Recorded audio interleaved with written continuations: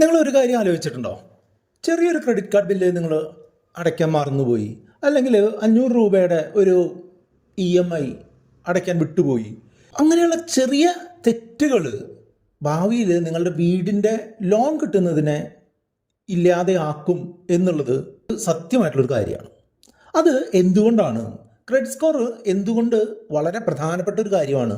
നമ്മളുടെ ഡെയിലി നമ്മൾ ചെയ്യുന്ന കാര്യങ്ങൾ കൃത്യമായിട്ട് ചെയ്തില്ല എന്നുണ്ടെങ്കിൽ നമ്മളുടെ ക്രെഡിറ്റ് സ്കോറിനെ അതെങ്ങനെ ബാധിക്കും എന്നുള്ളതിൻ്റെ ഒരു കഥയാണ് ഇന്ന് പറഞ്ഞു തരാണ്ട് പോകുന്നത്. നമ്മുടെ സുഹൃത്തായിട്ടുള്ള രാജുമോൻ കോളേജൊക്കെ വിദ്യാഭ്യാസമൊക്കെ കഴിഞ്ഞിട്ട് ആദ്യമായിട്ടൊരു ജോലിക്ക് ചേർന്നു. ആദ്യ ശമ്പളത്തിൽ നിന്ന് തന്നെ അദ്ദേഹം എന്ത് ചെയ്തു? ഒരു ക്രെഡിറ്റ് കാർഡ് എടുത്തു. ഒന്ന് ഉപയോഗിച്ച് നോക്കാനായിട്ട് കൂട്ടുകാരൊക്കെ പറഞ്ഞു നല്ലതാണ്, അതാണ് ഇതാണെന്നൊക്കെ പറഞ്ഞപ്പോൾ രാജുമോന് ഈ ക്രെഡിറ്റ് കാർഡിൻ്റെ ഗുണങ്ങളും ദോഷങ്ങളും ഒന്നും കൃത്യമായിട്ട് അറിയുന്നുണ്ടായിരുന്നില്ല. ക്രെഡിറ്റ് കാർഡിൻ്റെ ഗുണങ്ങളെയും ദോഷങ്ങളെയും പറ്റിയിട്ട് റുപ്പി ബാങ്ക് ചാനലിൽ ഒരു വീഡിയോ ഉണ്ട് കേട്ടോ. അത് എൻ്റെ ലിങ്ക് ഞാൻ ഡിസ്ക്രിപ്ഷനിലും ഐ ബട്ടണിലും കൊടുക്കാം. അത് കണ്ടു കഴിഞ്ഞാൽ അതിൻ്റെ ഡീറ്റെയിൽസ് മനസ്സിലാവും. ഇങ്ങനെ ക്രെഡിറ്റ് കാർഡിനെ പറ്റി കൃത്യമായിട്ടൊരു അവയർനെസ് ഒന്നും ഇല്ലാതെ EMIയിൽ ഒരു ഐഫോൺ വാങ്ങി. പതുക്കെ പതുക്കെ റീപേ ചെയ്ത് ആ ഫോൺ സ്വന്തമാക്കാലോ എന്നുള്ളതാണ് അദ്ദേഹം ഉദ്ദേശിച്ചത്. ആദ്യത്തെ 3-4 മാസമൊക്കെ കൃത്യമായിട്ട് അടച്ചു. അടുത്തൊരു മാസം എന്തോ കാരണം കൊണ്ട് പേയ്മെൻറ്റ് അടയ്ക്കാൻ വിട്ടുപോയി. ക്രെഡിറ്റ് കാർഡിൻ്റെ പേയ്മെൻറ്റ് അടയ്ക്കാനായിട്ട് വിട്ടുപോയി.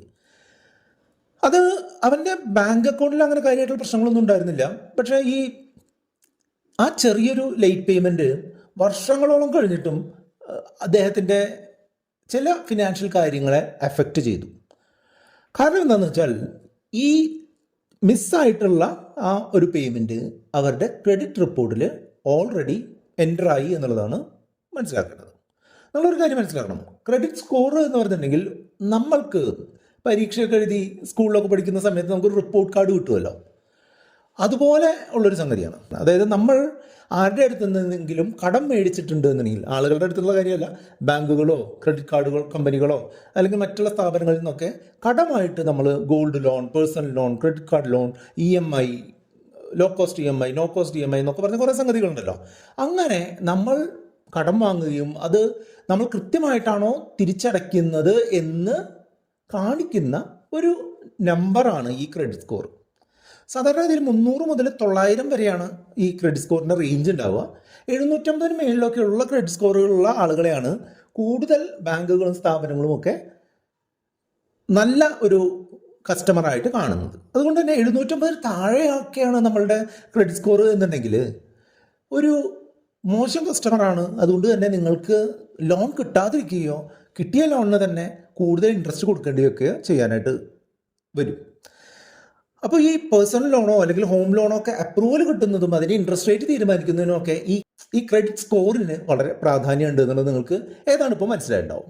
ഇതുമായിട്ട് ബന്ധപ്പെട്ട കുറച്ചുകൂടെ കാര്യങ്ങൾ പറയാനുണ്ട്. ഇതുവരെ നിങ്ങൾ കേട്ട കണ്ടന്റ് നിങ്ങൾക്ക് ഇഷ്ടപ്പെട്ടു എന്നുണ്ടെങ്കിൽ ഈ വീഡിയോ ഒന്ന് ലൈക്ക് ചെയ്തോളൂ. ഇതുപോലുള്ള പേഴ്സണൽ ഫിനാൻസ് സംബന്ധിയായിട്ടുള്ള കാര്യങ്ങളാണ് നമ്മുടെ റുപ്പി ബാങ്ക് ചാനലിൽ വന്നുകൊണ്ടിരിക്കുന്നത്.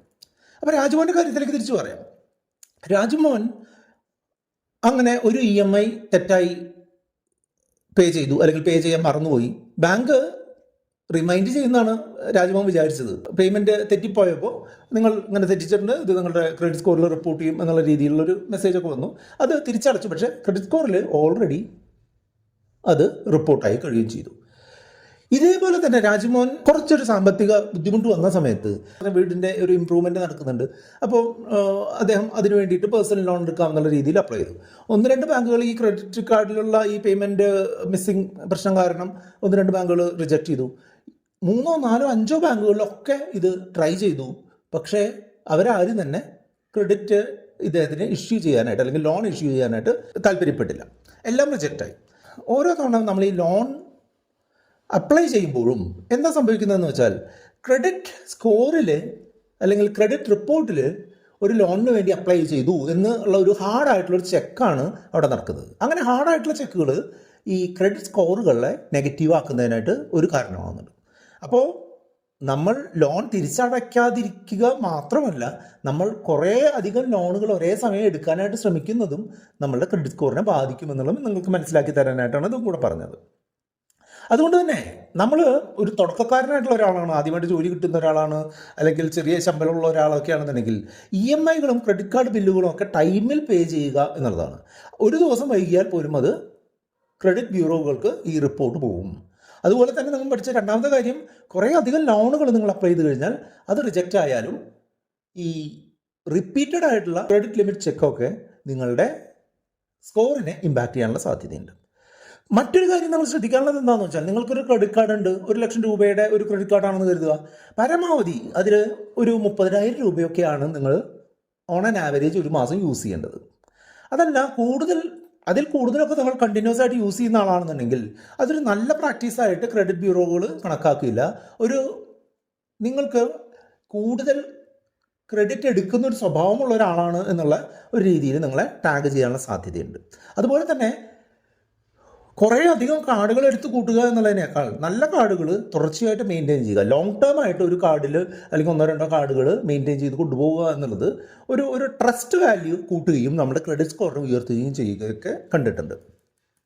അപ്പോൾ ഇതുവരെ നിങ്ങൾ കണ്ടിട്ടുള്ള ആളുകളാണെന്നുണ്ടെങ്കിൽ നിങ്ങൾ എപ്പോഴെങ്കിലും നിങ്ങളുടെ ക്രെഡിറ്റ് സ്കോർ ചെക്ക് ചെയ്തിട്ടുണ്ടെന്നുണ്ടെങ്കിൽ നിങ്ങൾ ചെക്ക് ചെയ്തത് എവിടെ നിന്നാണെന്നും നിങ്ങളുടെ ക്രെഡിറ്റ് സ്കോർ എത്രയായിരുന്നു എന്നുള്ളതും താല്പര്യമുണ്ടെങ്കിൽ ഒന്ന് കമൻറ്റ് ചെയ്യാനായിട്ട് ശ്രദ്ധിക്കാം. അപ്പോൾ ഇതുവരെ നിങ്ങൾ വീഡിയോ ലൈക്ക് ചെയ്തിട്ടുണ്ടെങ്കിൽ ലൈക്ക് ചെയ്യാൻ മറക്കരുത് കേട്ടോ. ശരിക്കുണ്ടായ പ്രശ്നത്തിലേക്ക് വരാം. രാജ്മോൻ്റെ വിവാഹമൊക്കെ കഴിഞ്ഞു. രാജ്മോൻ പുതിയൊരു വീട് വെച്ച് മാറാനായിട്ട് തീരുമാനിച്ചു. പഴയ വീട്, തറവാട് വീട്ടിൽ നിന്ന് മാറാനായിട്ട് തീരുമാനിച്ചപ്പോൾ ഒരു ലോൺ എടുക്കാനായിട്ട് തീരുമാനിച്ചു.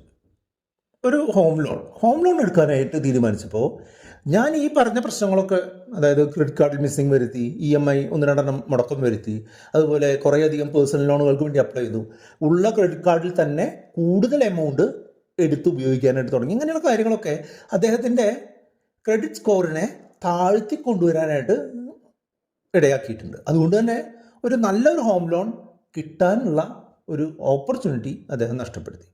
അതുകൊണ്ടാണ് ഞാൻ പറയുന്നത്, ക്രെഡിറ്റ് സ്കോർ നമ്മളുടെ ഒരു ഹെൽത്ത് റിപ്പോർട്ട് പോലെ തന്നെ, നമ്മുടെ ശാരീരിക ആരോഗ്യത്തിനെ നമ്മൾ പരിപാലിക്കുന്നത് പോലെ തന്നെ കൃത്യമായിട്ടുള്ള ഫിനാൻഷ്യൽ ഹെൽത്ത് മെയിൻറ്റെയിൻ ചെയ്യുന്ന, കൃത്യമായിട്ട് കാര്യങ്ങൾ പ്ലാൻ ചെയ്തും തെറ്റായിട്ടുള്ള കാര്യങ്ങൾ ചെയ്യുന്നതിൽ നിന്നും ഒഴിവായി നിന്നും ഒക്കെ നമ്മൾ മെയിൻറ്റെയിൻ ചെയ്തുകൊണ്ട് പോകേണ്ട ഒരു കാര്യമാണ് നമ്മുടെ ക്രെഡിറ്റ് സ്കോർ.